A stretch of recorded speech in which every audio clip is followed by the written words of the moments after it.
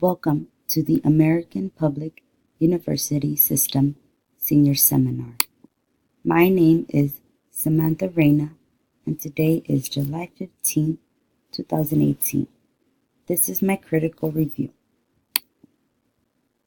The book I will be discussing is titled Countdown: Our Last Best Hope for a Future on Earth. This book was published on September 24, 2013, and it is a continuation of Wiseman's first environmental novel, The World Without Us. The author of this novel is Alan Wiseman.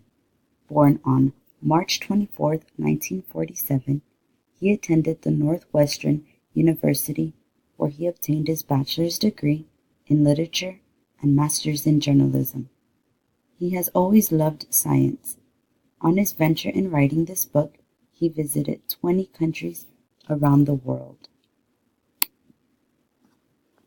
The questions asked in this novel were: how many people can our planet hold? Is it in our best interest to limit population growth? Which